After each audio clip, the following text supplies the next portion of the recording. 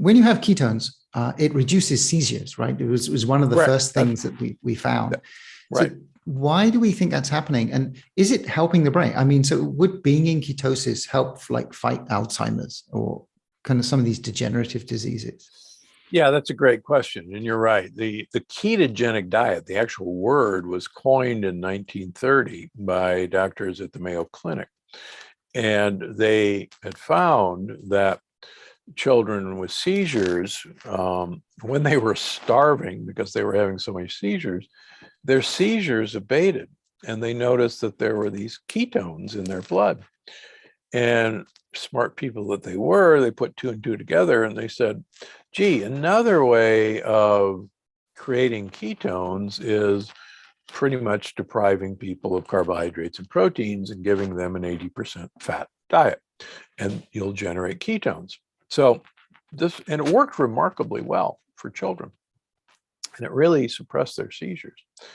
So they thought that it was actually the ketones being used as a fuel for these children that made the difference. Now, anybody knows who has a child or grandchildren that it's very difficult for a child to avoid carbohydrates.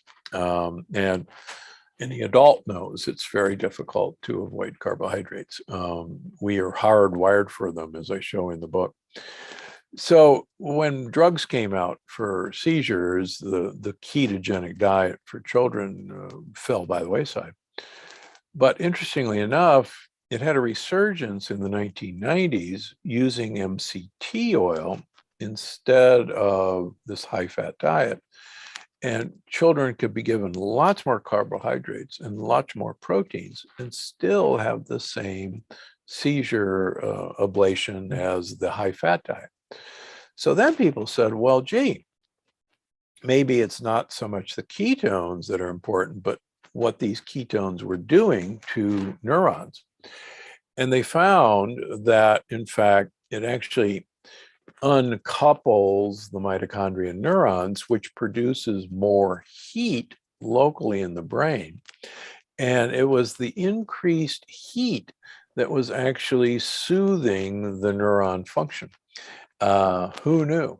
So, so now we are pretty convinced that the benefit of ketones in the brain, yes, they can use them as a fuel, but probably more importantly, they can use them to generate more heat locally in the brain, which makes neuron calm down.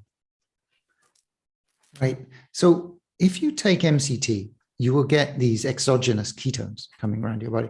But if you also have glucose, is there competition in the brain between the glucose and the ketones, or they're happy to use both? Well, that's the important point. The brain much prefers using glucose as a fuel. And even work by Dr. Owens at Harvard just a few years ago showed that even at full ketosis on a ketogenic diet, the brain can only get 60 to 70% of its fuel needs met with ketones, and it still wants 30 to 40% of its fuel as glucose. So the idea that this is a super fuel for the brain is just misplaced. But in fact, what we now know is that you can be running on sugar in your brain, but if you add ketones from MCT, has been shown in children's studies, that the ketones will have the beneficial effect of increasing the temperature in neurons, and that's what makes them calm down. They'll still use glucose, but now we've added this factor of moderating the temperature of neurons.